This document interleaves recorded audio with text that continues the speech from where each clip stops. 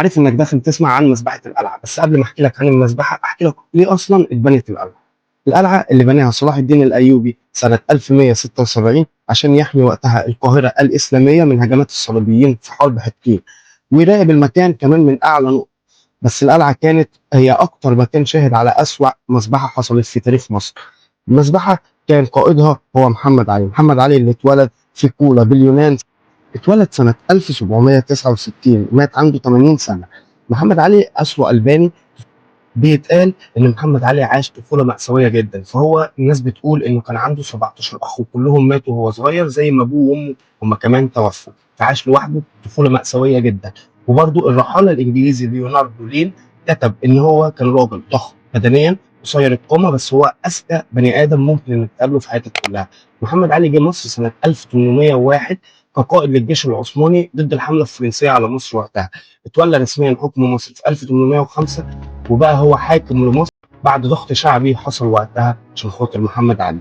محمد علي كان مفيش حاجة بيكرهها في حياته قد المماليك، وده سبب ان هو خطط عشان يقضي عليهم نهائيا في مذبحة من أسوأ المذابح اللي حصلت سياسيا على مر التاريخ، وهي مذبحة القلعة. هنا حصلت أكبر مذبحة سياسية في تاريخ مصر. فيوم 1 مارس 1811 محمد علي دعا المماليك بحجة احنا هنحتفل بتولي ابن توسن قيادة الجيش. جه 470 شخص من المماليك لابسين طبعا اشيك حاجه عندهم، محدش مدي اخوانا.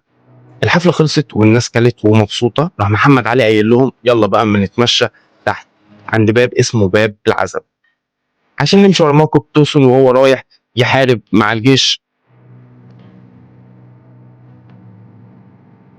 هنا بدأت الخدعة، لأن محمد علي كان متفق مع جنوده إن أول ما كله هيبقى تحت في الممر هنا في ضربة أو طلقة هتتضرب في السماء.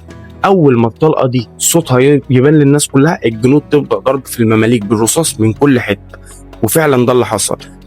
المماليك بقوا مش ملاحقين من الضرب ومن الهجوم اللي بالرصاص عليهم من كل حتة، فوق تحت يمين شمال، فالرصاص بقى جاي من كل حتة. اتقتل هنا كل المماليك، 469 شخص من المماليك اتقتلوا هنا في الممر ده.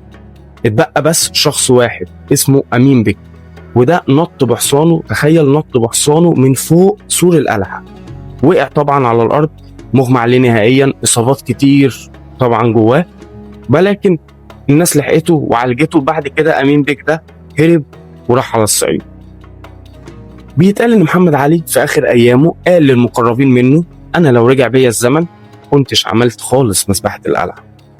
محمد علي ما حبش غير ست واحده بس في حياته، الست دي كان اسمها امينه هانم، اللي لما شافت المذبحه صدمت فيه وقررت ان هي خلاص هتقطعه وتحرم نفسها عليه نهائيا. مهما حاول محمد علي ان هو يصالحها ويشرح لها موقفه وقتها، هي رفضت نهائيا الصلح معاه ورفضت انها تتكلم، وعزلت نفسها في اوضه عاشت فيها لوحدها لحد ما ماتت في 1824.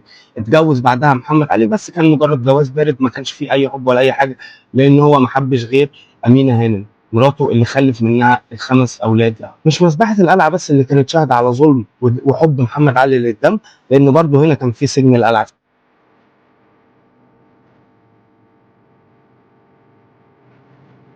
سجن من ابشع سجون التاريخ. هنا اتعذب شخصيات سياسيه قتلت نفوس كانت ممكن تغير التاريخ. عهد محمد علي الدم كان اسهل من الكلام. الالاف اتحبسوا واتعذبوا من غير تهم او محاكمه، لان وقتها المحاكمه كانت رحمه من العذاب اللي هيشوفوه جوه زنازين سجن القلعه. لحد النهارده بيتقال ان بالليل بتطلع اصوات مهجوره من جوه السجون دي. في زنازير كانت بتتحبس فيها الناس بالشهور من غير ما يشوفوا حتى شعاع نور واحد. سجن القلعه اللي فيه 42 زنزانه متقسمين لجزء في الناحيه الغربيه وجزء في الناحيه الشرقيه، بس اكثرهم بشاعه هي زنزانه الفرن، اللي طبعا باين من اسمها ليه كان اسمها زنزانه الفرن. قول لي بقى، تفتكر محمد علي كان ليه الحق في كل المجازر دي، ولا هو كان راجل عاشق للدم في صورة حاكم؟ ولو كملت معايا لحد هنا فانا حابب اشكرك. ما تنسناش بقى في لايك سبسكرايب، وقول لي تحب نروح فين المرة الجاية ونحكي حكاية مين.